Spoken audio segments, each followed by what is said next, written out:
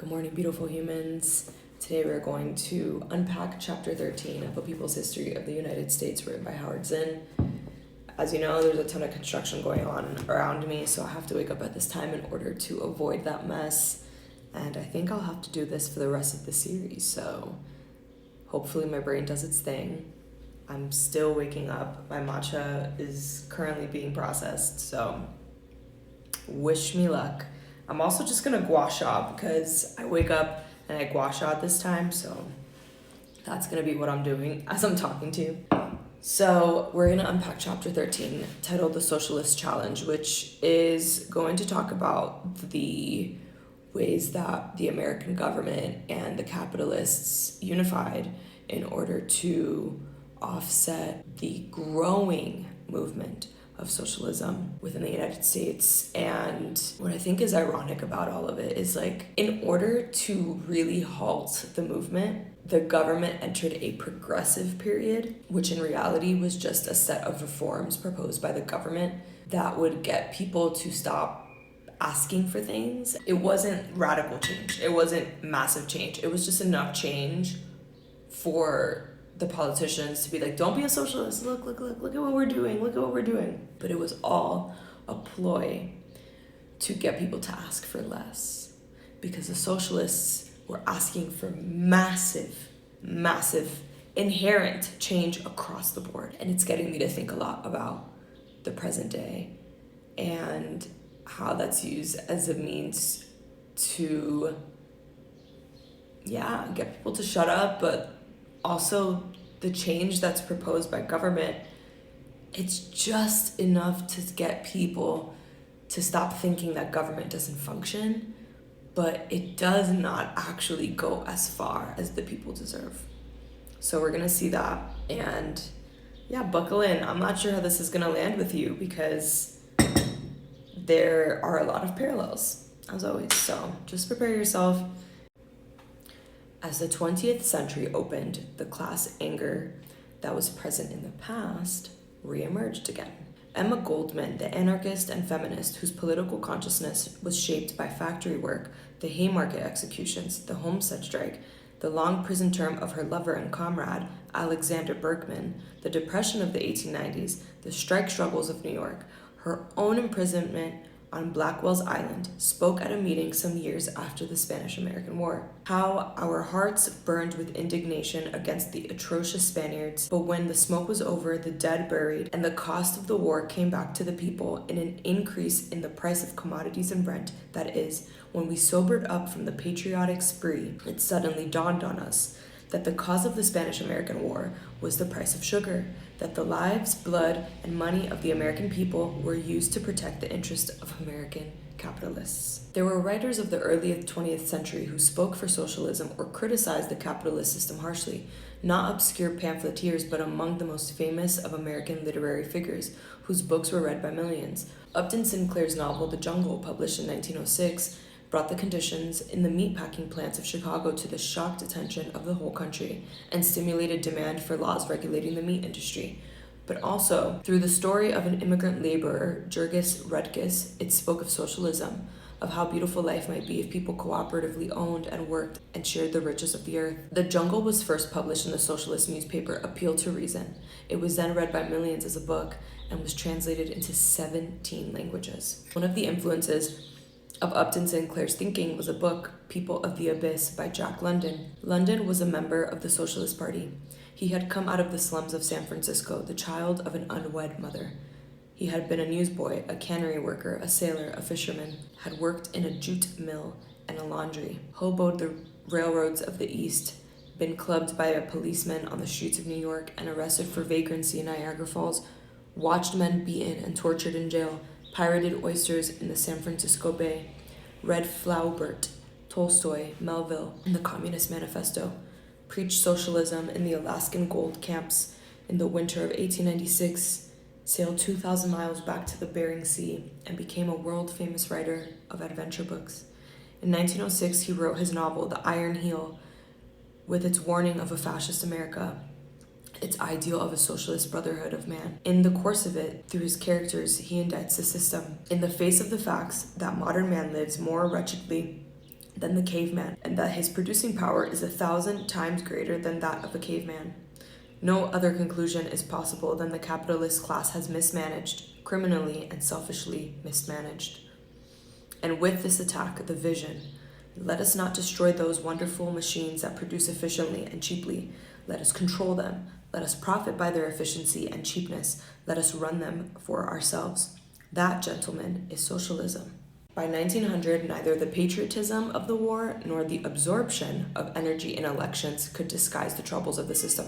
Remember what we talked about in previous chapters, where there were movements towards radical change, but those movements were absorbed by the electoral process and by leaders that were kind of speaking to the wants of the people, but they didn't go all the way. But because they had leaders in government who said, hey, we'll do this, they only did a little bit of what people were asking for, but because it did something, the movements towards radical change stopped. And so that's what it's referring to here, that neither the patriotism of the war nor the absorption of energy in elections could disguise the troubles of the system. That's it. People were not falling for these pseudo leaders that were supposedly representing what the people wanted. The process of business concentration had gone forward. The control by bankers had become more clear. As technology developed and corporations became larger, they needed more capital, and it was the bankers who had this capital. By 1904, more than 1,000 railroad lines had been consolidated into 6 great combinations, each allied with either Morgan or Rockefeller interests. It says here the total resources of these corporations in 1912 was $22 billion, more than the assessed value of all property in the 22 states and territories west of the Mississippi River. That is insane. That is insane. It says here, profits after 1907 were not as high as capitalists wanted. Industry was not expanding as fast as it might, and industrialists began looking for ways to cut costs. One way was Taylorism. Taylorism is basically the absolute management of time as a means of making profit, calculating every single minute as a means to make money. And this is a sidebar, but there's this book called Saving Time, Discovering Life Beyond the Clock, that was written by Jenny Odell, who also wrote How to Do Nothing, which I highly recommend. And in this book, I didn't even know I had these.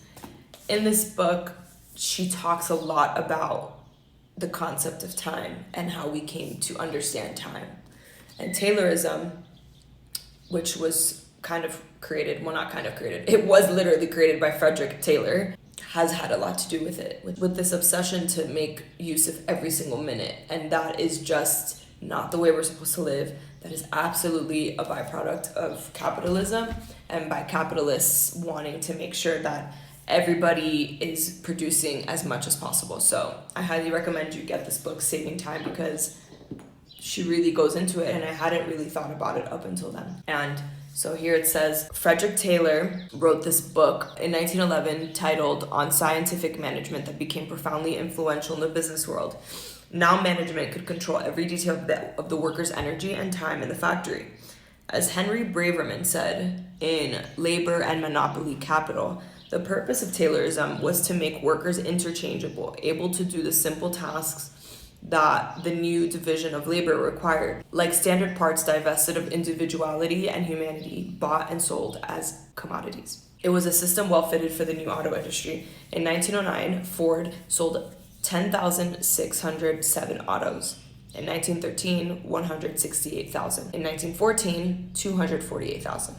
The profit, 30 million. With immigrants a larger proportion of the labor force, Taylorism, with its simplified unskilled jobs, became more feasible. So there were 500 garment factories in New York.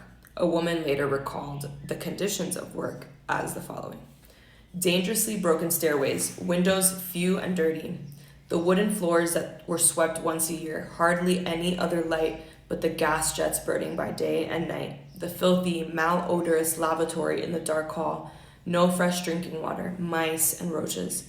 During the winter months, how we suffered from the cold. In the summer, we suffered from the heat. In these disease-breeding holes, we, the youngsters, together with the men and women, toiled from 70 and 80 hours a week, Saturdays and Sundays included. A sign would go up on Saturday afternoon. If you don't come in on Sunday, you do not need to come in on Monday. Children's dreams of a day off shattered. We wept, for after all, we were only children. Clara Lemlich, in her teens, an eloquent speaker, still bearing the signs of her recent beating on the picket line, stood up. I offer a resolution that a general strike be declared now. The meeting went wild. They voted to strike. Pauline Newman, one of the strikers, recalled years later the beginning of the general strike. Thousands upon thousands left the factories from every side, all of them walking toward Union Square. It was November. The cold winter was just around the corner. We had no fur coats to keep us warm, and yet there was the spirit that led us on and on until we got to some hall. I can see the young people, mostly women, walking down and not caring what might happen. The hunger, cold, loneliness. They just didn't care on that particular day. That was their day. The union hoped that 3,000 would join their strike. 20,000 walked out. Every day, 1,000 new members joined the union, the International Ladies Garment Workers Union, which before this had few women. Colored women were active in the strike, which went on through the winter against police, against scabs, against arrests and prison. On March 25th, 1911, a fire at the Triangle Shirtwaist Company that began in a rag bin swept through the 8th, 9th, and 10th floors, too high for the ladders to reach. The fire chief of New York had said that his ladders could reach only the 7th floor, but half of New York's 500,000 workers spent all day, perhaps 12 hours a day, above the 7th floor. The laws said that factory doors had to open outward, but at the Triangle Company, the doors opened in. The law said that the doors could not be locked during working hours, but the Triangle Company doors were usually locked so the company could keep track of the employees. And so, trapped, the young women were burned to death at their work tables or jammed against the locked exit door or leaped to their deaths down the elevator shafts. Oh my God. When it was over, 146 Triangle workers, mostly women, were burned or crushed to death. There was a memorial parade down Broadway and 100,000 marched. There were more fires and accidents and sickness. In the year 1904, 27,000 workers were killed on the job in manufacturing, transport, or agriculture. In 1 year, 50,000 accidents took place in New York factories alone. Hat and cap makers were getting respiratory diseases. Quarrymen were inhaling deadly chemicals. Lithographic printers were getting arsenic poisoning. Jesus Christ. According to a report of the Commission on Industrial Relations in 1904, 35,000 workers were killed in industrial accidents and 700,000 injured. What? That year, the income of 44 families making 1 million or more equaled the total income of 100,000 families earning $500 a year. That is insane. That is insane. So as these movements began for labor reform, these labor unions didn't allow Black people to be in there. And so again, we see this whole thing where the white working class community uses race as a way to differentiate themselves when they are literally in the same freaking position as Black people. And so W.E.B. Du Bois wrote in 1913, the net result of all of this has been to convince the American Negro that his greatest enemy is not the employer who robs him, but his fellow white working man. Because obviously, if white people were imposing this separateness to Black people were gonna be like, yo, yeah, I don't fuck with you. Like, I don't like you either. And so that's why he said, this is all a way to get us to hate white working people, because the real enemy is the capitalist, is the owner of the corporation, is the owner of all of the things that continue to oppress all of us. Racism was practical for the AFL, which was a union. The exclusion of women and foreigners was practical. There were mostly unskilled workers, and the AFL, confined mostly to skilled workers, was based on the philosophy of business unionism, trying to match the monopoly of production by the employer with a monopoly of workers by the union. In this way, it won better conditions for some workers and left most workers out. One morning in June 1905, there met in a hall in Chicago a convention of 200 socialists, anarchists, and radical trade unionists from all over the U.S. They were forming the IWW, the Industrial Workers of the World. Big Bill Haywood, a leader of the Western Federation of Miners, recalled in his autobiography that he picked up a piece of board that day on the platform and used it for a gavel to open up the convention, saying, "Fellow workers, this is the Continental Congress of the working class. We are here to confederate the workers of this country into a working class movement that shall have for its purpose the emancipation of the working class from the slave bondage of capitalism. The aims and objects of this organization shall be to put the working class in possession of the economic power, the means of life, in control of the machinery of production and distribution, without regard to the capitalist masters." Are you starting to see now why the socialist movement was so dangerous to the capitalists and to the way that government was functioning? People wanted to own the means of production. They wanted to share profits. They wanted to have respect. They wanted to fight for that, and they were amassing by the thousands. So what was the government to do except to do the most extreme things possible to get these people to stop radically imagining a world where they would not have to be under the foot of the capitalists? So during this convention that had the socialists, that had the anarchists, that had all of these people that were coming together to figure out how can we convene to bring respect and dignity to the working class. There was Eugene Debs, who we now know was the leader of the Socialist Party, and Mother Mary Jones, who was a 75-year-old white-haired woman who was an organizer for the United Mine Workers of America. This is a reminder that the movement, whatever the movement is, it doesn't matter how old you are. Everybody is needed. A 75-year-old woman was a part of this convention. She could have easily been like, "Oh, I'm old, I'm not gonna be here as long as these people are. Like, what does it matter that I go here, that I try to do this?" No, all of us have a role to play in the movement, in change, in transformation. The convention drew up a constitution whose preamble said, "The working class and the employing class have nothing in common. There can be no peace so long as hunger and want are found among millions of working people, and the few, who make up the employing class, have all the good things of life.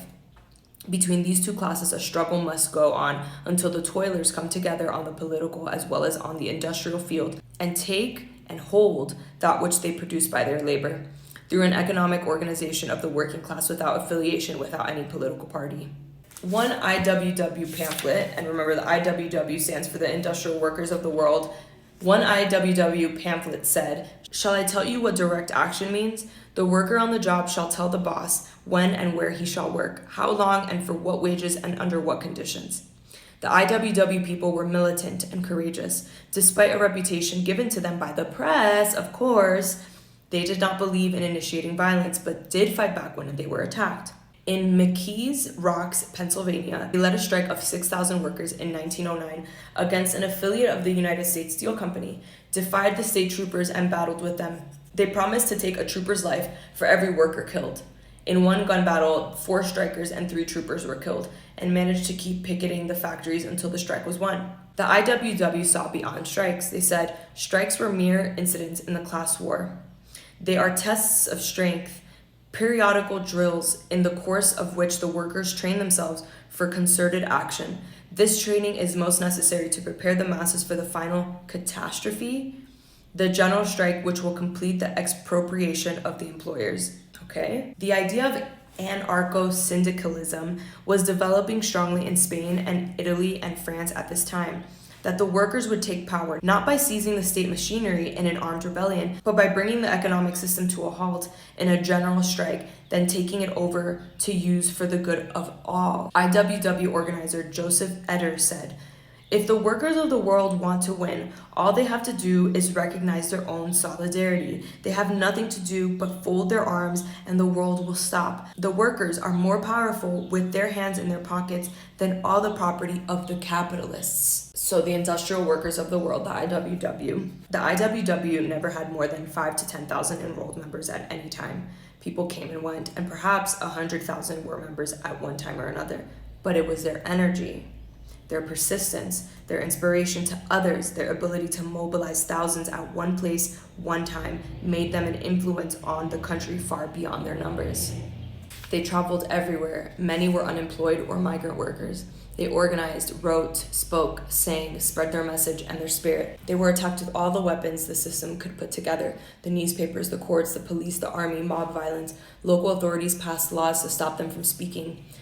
But the IWW defied these laws. In Missoula, Montana, a lumber and mining area, hundreds of Wobblies arrived by boxcar after some had been prevented from speaking. They were arrested, one after another, until they clogged the jails and the courts, and finally forced the town to repeal its anti-speech ordinance. Throughout the next few pages, there are a bunch of examples of people who were jailed for speaking. And that is something that we're going to see a lot in the coming chapter as well. There were major attempts to get people to stop talking, stop writing, stop communicating.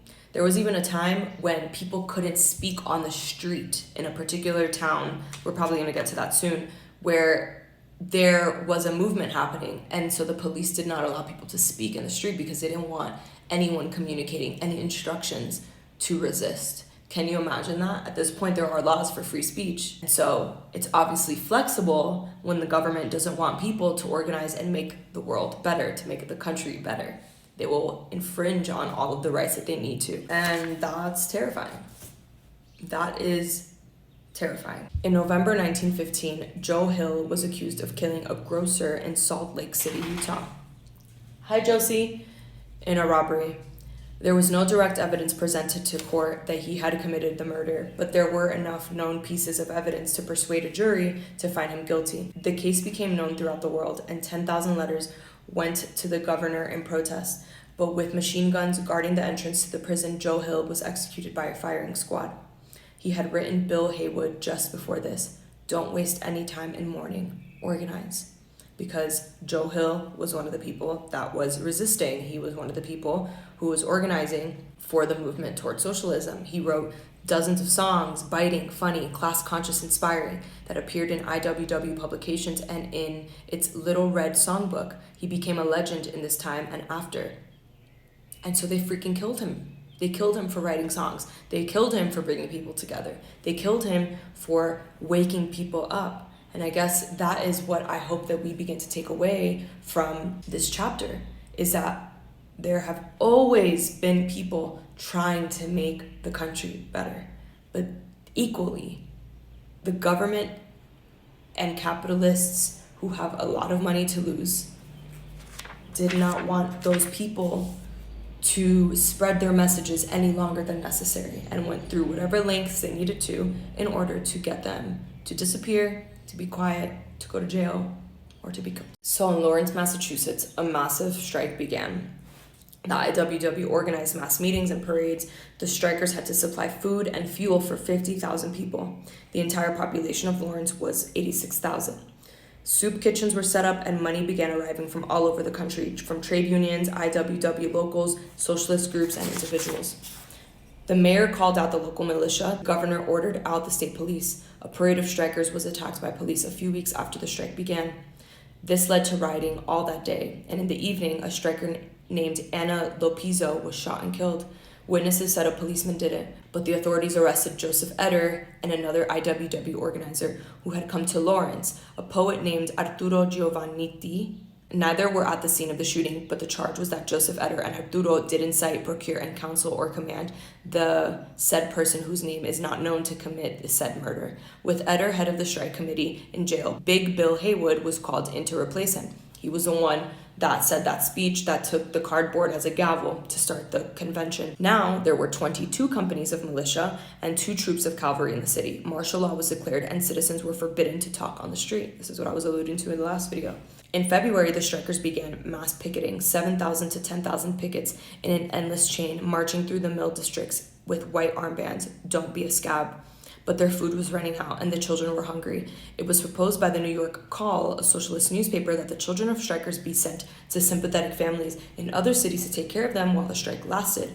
This had been done by strikers in Europe, never in the US, but in 3 days the Call got 400 letters offering to take children. On February 10th, over 100 children aged 4 to 14 left Lawrence for New York. They were greeted at Grand Central Station by 5,000 Italian socialists, and the following week another 100 children came to New York, and 35 to Bar, Vermont. It was becoming clear if the children were taken care of, the strikers could stay out. For the spirit was high, the city officials in Lawrence, citing a statute on child neglect, said no more children would be permitted to leave Lawrence. Basically, despite the city edict, a group of 40 children assembled on February 24th to go from Lawrence to Philadelphia.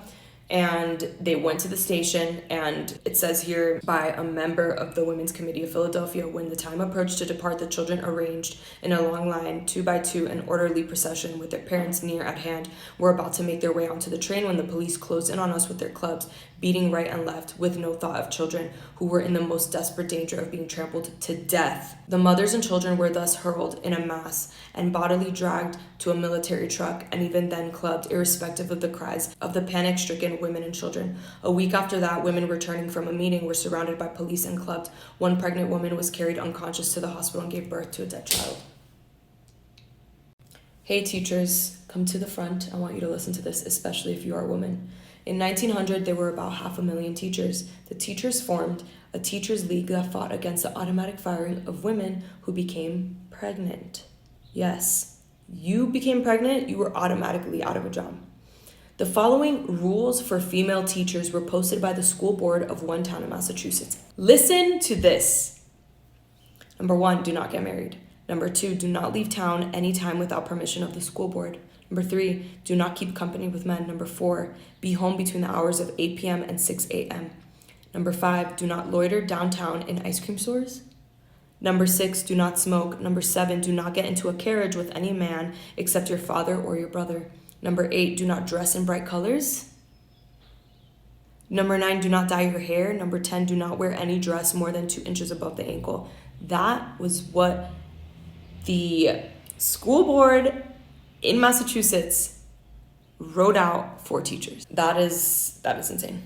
Labor struggles could make things better, but the country's resources remained in the hands of powerful corporations whose motive was profit, whose power commanded the government of the United States. There was an idea in the air, becoming clearer and stronger, an idea not just in the theories of Karl Marx, but in the dreams of writers and artists through the ages, that people might cooperatively use the treasures of the earth to make life better for everyone, not just a few. What Debs accomplished was not in theory or analysis, but in expressing eloquently, passionately what people were feeling. The writer Haywood Braun once quoted a fellow socialist speaking of Debs. That old man with the burning eyes actually believes that there can be such a thing as the brotherhood of man, and that's not the funniest part of it. As long as he's around, I believe it myself. Eugene Debs had become a socialist while in jail in the Pullman strike. Now he was a spokesman of a party that made him its presidential candidate 5 times. The party at one time had 100,000 members and 1,200 office holders in 340 municipalities. Its main newspaper, Appeal to Reason, for which Debs wrote, had 500,000 subscribers, and there were many other socialist newspapers around the country, so that altogether perhaps 1 million people read the socialist press. Socialism moved out of the small circles of city immigrants, Jewish and German socialists speaking their own languages, and became American. The strongest socialist state organization was in Oklahoma, which in 1914 had 12,000 dues paying members and elected over 100 socialists to local office, including 6 to the Oklahoma state legislature. There were 55 weekly socialist newspapers in Oklahoma, Texas, Louisiana, Arkansas, and summer encampments that drew thousands of people. There was a religious fervor to the movement, as in the eloquence of Debs. In 1906, after the imprisonment in Idaho of Bill Haywood and 2 other officers of the Western Federation of Miners on an apparently faked murder charge, Debs wrote a flaming article in the Appeal to Reason. Murder has been plotted and is about to be executed in the name and under the forms of law. It is a foul plot, a damnable conspiracy. Women were active in the socialist movement, more as rank-and-file workers than as leaders, and sometimes as sharp critics of socialist policy. You will never guess who was a socialist. I didn't know this part. But Helen Keller, for instance, the gifted blind, mute, deaf woman with her extraordinary social vision, was a socialist. She commented on the expulsion of Bill Haywood in a letter to the New York Call. It is with the deepest regret that I have read the attacks upon Comrade Haywood, such an ignoble strife between 2 factions which should be one, and that, too, at a most critical period in the struggle of the proletariat. What, are we to put our difference of party tactics before the desperate needs of the workers, while countless women and children are breaking their hearts and ruining their bodies in long days of toil? We are fighting one another. Shame on us. Because basically, within the socialist movement, there were people not agreeing in certain things. So she was like, hey, we're all on the same page here. Why are we fighting? Yeah, I didn't know that Helen Keller was as badass as she was when it came to politics. I knew that she was gifted, but I did not know that Helen Keller was a socialist and that she was trying to reform the world and that all of these dudes were attacking her for her views, and she was like, no. Helen Keller, while not an anarchist, also believed in continuous struggle outside of the ballot box. Blind, deaf, she fought with her spirit, her pen. When she became active and openly socialist, the Brooklyn Eagle, which had previously treated her as a heroine, wrote that her mistakes spring out of the manifest limitations of her development. Her response was not accepted by the Eagle, but printed in the New York Call. She wrote that once she met the editor of the Brooklyn Eagle, he complimented her lavishly. But now that I have come out for socialism, he reminds me and the public that I am blind and deaf and especially liable to error. She added, "Oh, ridiculous Brooklyn Eagle, what an ungallant bird it is. Socially blind and deaf, it defends an intolerable system, a system that is the cause of much of the physical blindness and deafness which we are trying to prevent. The Eagle and I are at war. I hate the system which it represents. When it fights back, I let it fight fair. It is not fair fighting or good argument to remind me and others that I cannot see or hear. I can read all the socialist books I have time for in English, German, and French. If the editor of the Brooklyn Eagle should have some of them, he might be a wiser man and make a better newspaper. If I ever contribute to the socialist movement, the book I sometimes dream of, I know what I shall name it: Industrial Blindness and Social Deafness."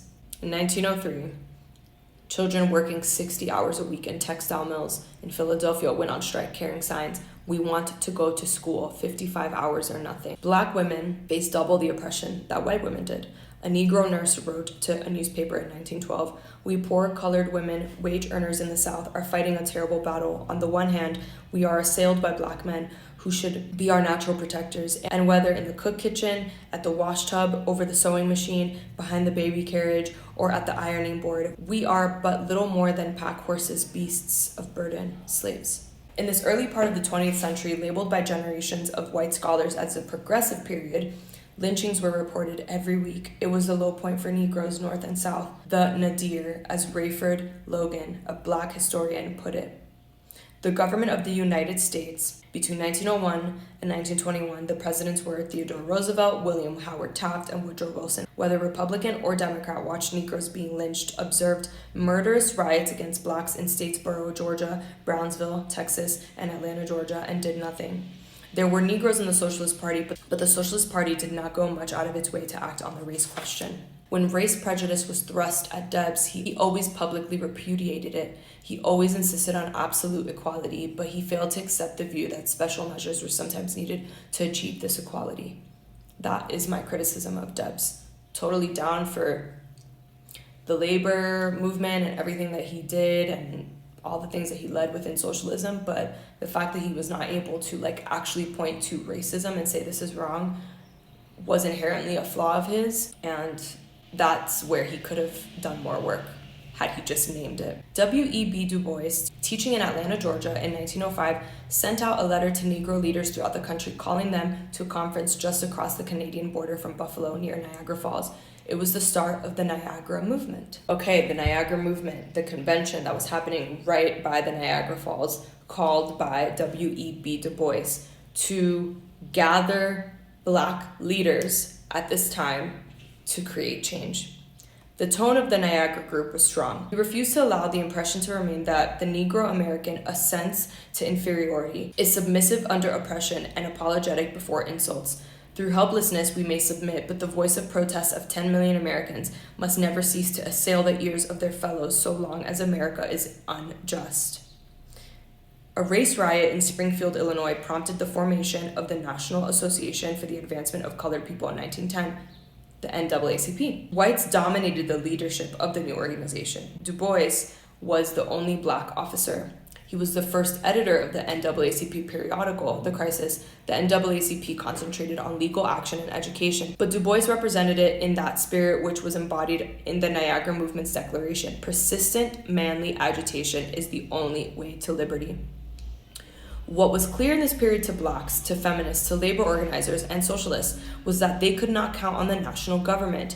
True, this was the progressive period, the start of the age of reform, but it was a reluctant reform aimed at quieting the popular risings, not making fundamental changes. What gave it the name progressive was that new laws were passed. Under Theodore Roosevelt, there was the Meat Inspection Act, the Hepburn Act to regulate railroads and pipelines, a Pure Food and Drug Act. Under Taft, the Mann-Elkins Act to put telephone and telegraph systems under the regulation of the Interstate Commerce Commission. In Woodrow Wilson's presidency, the Federal Trade Commission was introduced to control the growth of monopolies, and the Federal Reserve Act to regulate the country's money and banking system. Under Taft were proposed the 16th Amendment to the Constitution, allowing a graduated income tax, and the 17th Amendment, providing for the election of senators directly by popular vote instead of by state legislatures as the original Constitution provided. It was a time of public investigations aimed at soothing protests. The system was rich, productive, complex. It could give enough of a share of its riches to enough of the working class to create a protective shield between the bottom and the top of society. A study of immigrants in New York between 1905 and 1915 finds that 32% of Italians and Jews rose out of the manual class to higher levels, although not much higher. But it was also true that many of the Italian immigrants did not find the opportunities inviting enough for them to stay. In one 4-year period, 73 Italians left New York for every 100 that arrived. Still, enough Italians became construction workers, enough Jews became businessmen to create a middle-class cushion for class conflict. Robert Weeb sees in the progressive movement an attempt by the system to adjust the changing conditions in order to achieve more stability. Through rules with impersonal sanctions, it sought continuity and predictability in a world of endless change. It assigned far greater power to government, and it encouraged the centralization of authority. Harold Faulkner concluded that this new emphasis on strong government was for the benefit of the most powerful economic groups. Gabriel Kolko calls it the emergence of political capitalism, where the businessmen took firmer control of the political system because the private economy was not efficient enough to forestall protests from below. The businessmen, Kolko says, were not opposed to the new reforms. They initiated them, pushed them to stabilize the capitalist system in a time of uncertainty and trouble. Hi, Josie. For instance, Theodore Roosevelt made a reputation for himself as a trust buster, although his successor, Taft, a conservative while Roosevelt was a progressive, launched more antitrust suits than he did.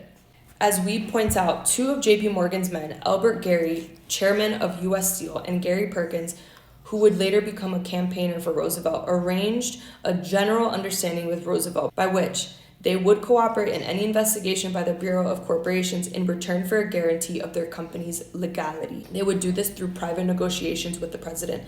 A gentleman's agreement between reasonable people, Weeb says, with a bit of sarcasm. The Panic of 1907, as well as the growing strength of the socialist wobblies and trade unions, speeded the process of reform. According to Weeb, around 1908, a qualitative shift in outlook occurred among large numbers of these men of authority. The emphasis was now on enticements and compromises. It continued with Wilson, and a great many reform-minded citizens indulged in the illusion of a progressive fulfillment. What radical critics now say of those reforms was said at a time by the Banker's magazine in 1901. As the business of the country has learned the secret of combination, it is gradually subverting the power of the politician and rendering him subservient to its purposes. Roosevelt supported the regulatory Hepburn Act because he feared something worse. He wrote to Henry Cabot Lodge that the railroad lobbyists who opposed the bill were wrong. I think that they are very short-sighted not to understand that to beat it means to increase the movement for government ownership of the railroads. The advisors to whom Roosevelt listened to were almost exclusively representatives of industrial and finance capital, men like Hanna, Robert Bacon, and George W. Perkins of the House of Morgan, Elihu Root, Senator Nelson W. Aldrich, and James Stillman of the Rockefeller interest. Responding to his worried brother-in-law writing from Wall Street, Roosevelt responded, "I intend to be most conservative, but in the interests of the corporations themselves, and above all, in the interests of the country." That's what he wrote to his brother-in-law who was in finance, okay?